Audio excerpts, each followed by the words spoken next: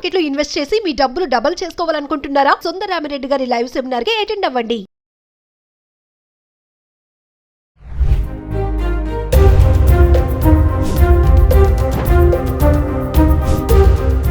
నమస్తే, welcome back to Suman TV. ప్రస్తుతం మనతో పాటు ఉన్నారు అనలిస్ట్ రామకృష్ణ గారు.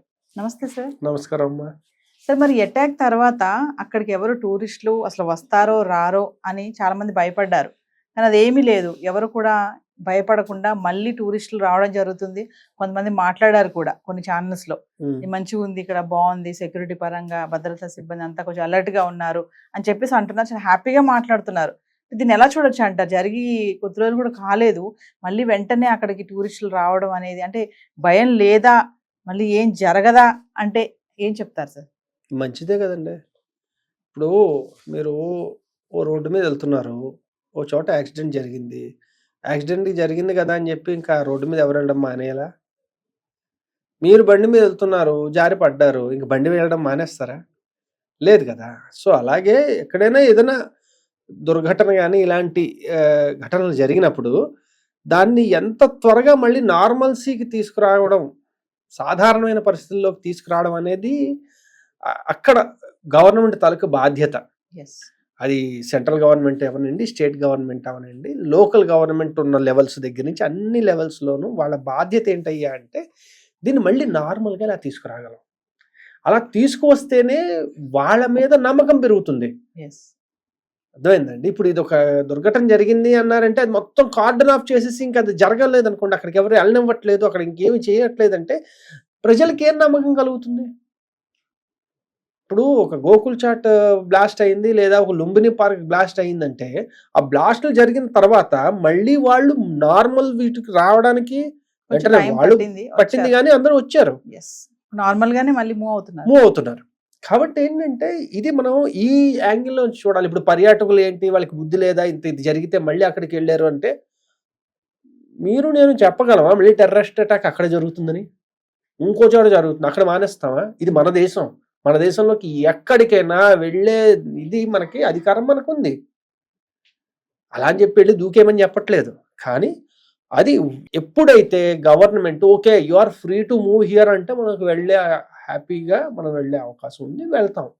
అలా ధైర్యంగా వెళ్ళడం చాలా మంచిది. వెళ్ళనియండి. అంటే ప్రజల్లో ఆ భయాన్ని దూరం చేయడానికి అనుకోవచ్చు అంటారా? మళ్ళీ దాన్ని స్టార్ట్ చేయడం, వెళ్ళడం అనేది జరుగుతున్నాయి కదా. అంటే రెండు రకాలుగా చూడాలి. ఒకటి ఏంటంటే వారి పరంగా, అడ్మినిస్ట్రేషన్ పరంగా మళ్ళీ ఏమేమి తీసుకోవాల్సిన జాగ్రత్తలు వాళ్ళు తీసుకుని లాస్ట్ టైం జరిగిన SOPsలో ఏమైనా మిస్టేక్స్ వచ్చాయా, దాన్ని ఆ స్టాండర్డ్ ఆపరేటింగ్ ప్రొసీజర్స్ మళ్ళీ సెటప్ చేసి అన్నీ చేయడం అనేది వాళ్ళు చెయ్యాలి.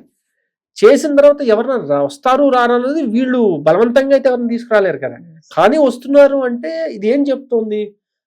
అక్కడున్న అడ్మినిస్ట్రేషన్ మీద వీళ్ళకున్న నమ్మకాన్ని చెప్తోంది. ఇప్పుడు ఉన్న సందర్శకులు ఇంతకు ముందు ఉన్నంత లెవెల్లో ఉన్నారా లేదా అంటే లేరని చెప్పుకోవాలి. ఎందుకంటే ఆ టెర్రరిస్ట్ అటాక్ జరిగిన తర్వాత ఆల్మోస్ట్ అందరూ వదిలేసి వెళ్ళిపోయారు, చాలా భయంకరంగా పారిపోయారు రకరకాల పద్ధతుల్లో.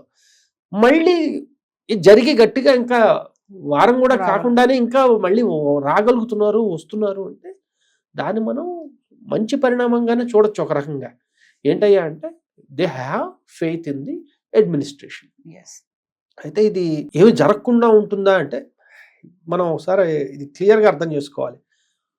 అక్కడ టెర్రరిస్టుల పని ఎవరు దొరికితే అని చంపడం, మన ఆర్మీ పని as much as possible save చేయడం. వాళ్ళు మ్యాక్సిమం ట్రై చేస్తున్నారు. వాళ్ళు 1000 ప్రయత్నాల్లో వీళ్ళు 999 స్టాప్ చేయగలుగుతున్నారు. ఒక్కటి స్టాప్ చేయలేకపోయారు, అది మనం చూసాం. ఈసారి మళ్ళీ జరగకుండా ఉండాలని కోరుకుందాం. అంటే యాక్చువల్గా టెర్రరిస్టులు సార్ టూరిస్టుల టార్గెటా?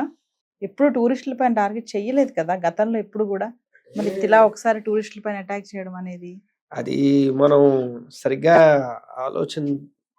చూస్తే ఇక్కడ వీళ్ళ సర్ప్రైజ్ అనేది వాళ్ళకి ఇంపార్టెంట్ ఎలిమెంట్. ఓకే, తక్కువ ఎఫర్ట్తో సర్ప్రైజ్తో పెద్ద హై వాల్యూ టార్గెట్స్ని టార్గెట్ చేయడం అనేది టెర్రరిస్టుల తాలూకు ఆలోచన. ఎప్పుడైనా టూరిస్టుల్ని ఎప్పుడు అటాక్ చేయలేదంటే మన ముంబై దాడుల్లో చేసింది సామాన్యులనే చంపారు కదా, ఆర్మీ వాళ్ళని చంపలేదు కదా. కాబట్టి అక్కడ సామాన్యులు, ఇక్కడ టూరిస్టులు, Tourist. తేడా అదే. అర్థమైందండి. అదేంటంటే దే హ్యావ్ టు, అది కూడా ఎప్పుడు జరిగింది, vice president of US JD Vance ఇండియాలో ఉన్నప్పుడు అది జరిగింది. మీరు కరెక్ట్గా గమనిస్తే లాస్ట్ టైం డొనాల్డ్ ట్రంప్ వచ్చినప్పుడు ఢిల్లీ అల్లర్లు జరిగాయి. కాబట్టి వాళ్ళు ఎప్పుడు స్ట్రాటజిక్గా టైం చూసుకుని చేస్తారు. ఇలాంటి చేసేటప్పుడు కొన్నిసార్లు వాళ్ళకి అంతా ఇలాబరేట్ ప్లానింగ్ చేయడం కుదరకపోవచ్చు. అప్పుడు ఏం చేస్తారు, ఓహో ఓకే ఈసారి ఆర్మీ వాళ్ళని చంపడానికి కుదరదు, లేకపోతే ఇంకా ఇది కుదరదు, ఇది ఈజీ, కమాన్ ఇక్కడ టార్గెట్ చేద్దాం. అది తప్ప అదేమి దాన్ని ఏమంటారు, టూరిస్టులు ఎప్పుడు చేయలేదు కదా ఇప్పుడు ఎందుకు చేశారంటే అదేం లేదు. వీళ్ళు పాపం వీళ్ళకి టైం బాగాలేదు, ఆ రాంగ్ టైంలో రాంగ్ ప్లేస్లో ఉన్నారు, వాళ్ళు వచ్చారు చంపారు.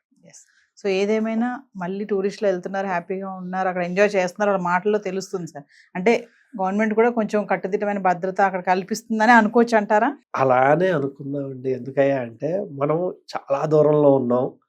ఓకే, వెళ్ళిన వాళ్ళందరూ దాన్ని ఏమంటారు వాళ్ళ ఇష్టంతోనే చెప్పారా, లేకపోతే అక్కడ ఎలానో ఉన్నాం కదా కెమెరా పెట్టేశారు కాబట్టి ఏదో మొహమాటానికి చెప్పారా తెలియదు. కానీ అసలు అక్కడికి వెళ్ళారు అంటే ఏదో ఒక రకంగా ఇష్టమయ్యే ప్లాన్ చేసుకుని వెళ్ళారని అర్థం. అంటే అక్కడ సిచ్యువేషన్ కొంచెం బెటర్ అయిందని అర్థం. కాబట్టి let us be happy because that is also part of India and Yes. Everybody has got the right to go Go. Everywhere. Thank you, sir. Okay.